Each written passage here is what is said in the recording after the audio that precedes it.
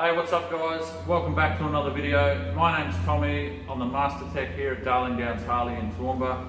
Today I just wanted to take you through a little bit of a build, the build process. I have this fat bob. It's going from a 114 up to a 128. This kit is from A.P.E, so that's Alpha Performance Engines.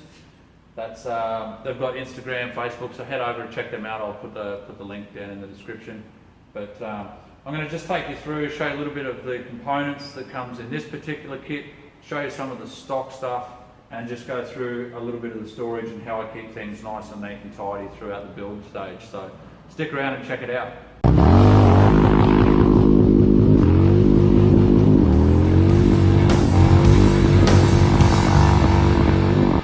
Alrighty, so as I said earlier, this is a 114 to 128 kit, so depending on what kit you buy from A.P.E, you'll get everything you see here. So all your gaskets included for the build. Starting with the cylinders, 4-inch 250 thou bore, pistons from CP Carrillo. Great, like I highly rate CP pistons. They're a great unit. And obviously we've got the A.P.E fuel injectors, 6.2 grams per second. New gudgeon pins, new gudgeon pin circlips, new full complement cam bearing. I've spoke about those in a previous video, so head over and check that out.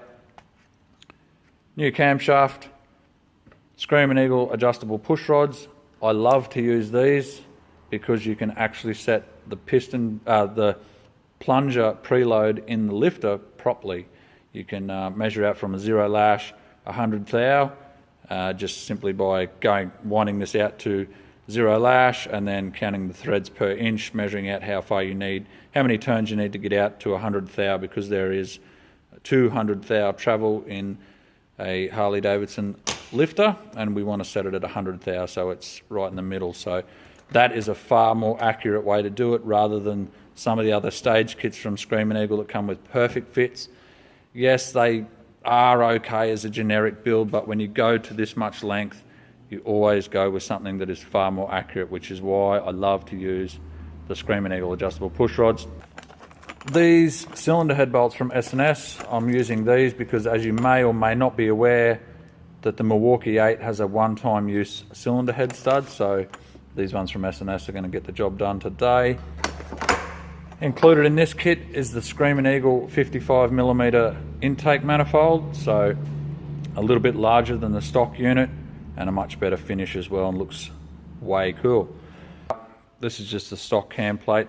This works fine because the cam lift is not that high, and I don't recommend going anything drastic for a cam of that lift that's under 500 thou lift. So anything over that, yeah, you should probably look at a billet cam plate. But this one works quite well. Haven't had too many issues. All the sumping stories and all the forums that you've probably seen, you should be aware that the new oil pump has cured that due to the 8-lobe G-rotor on the back. But as I mentioned before, yeah, the stock cylinders, the stock cylinder heads, A.P.E do have a performer head, so it's basically their entry-level stage 1 head. They just go through hand port and flow the heads to make sure everything's working nice, and you get some great results from the A.P.E performer head. They also have another one where they go to a bigger valve as well, so there's a couple of options there. Head over and check their Facebook and Instagram out. I'll take you through the work environment and show you how I try and keep it nice and clean and tidy, so you know your bike's in the best hands when it comes in for an engine build.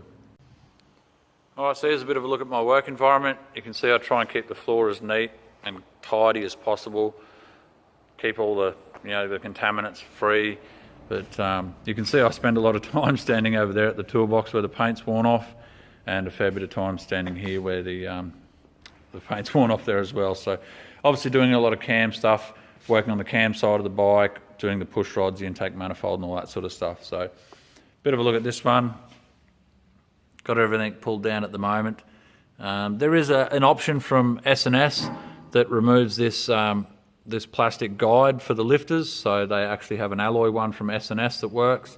I don't know about that yet. Look, I've used them before, but there's not, basically all this is doing is just keeping, it's just an anti-rotation device for the lifter.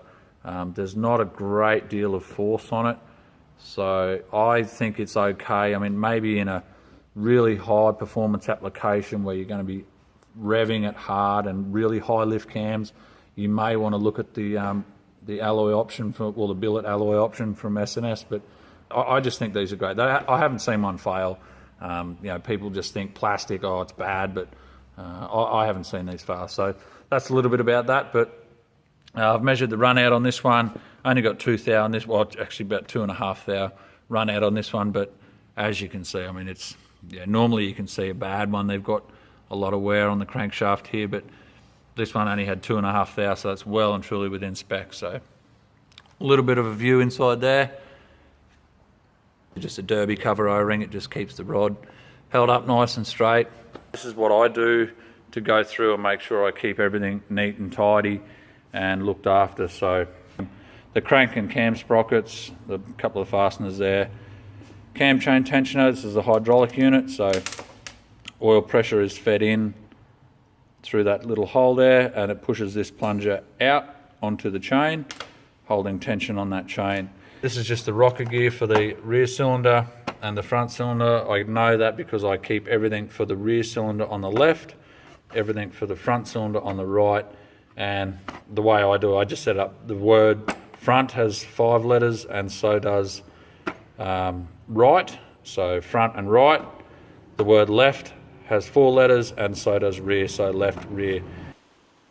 Alright, thanks for checking out the video, guys. I just wanted to take you through and show you my work environment, how I keep things neat and tidy, organised, show you a little bit about the engine. If you have any questions about what cam or kit you should run, drop a comment, I'll get back to you. But yeah, I'll try and answer any questions you have about what performance modifications you want to do.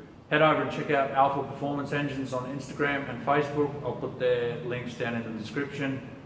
Check out my Instagram, Tommy Twin Cam Miller.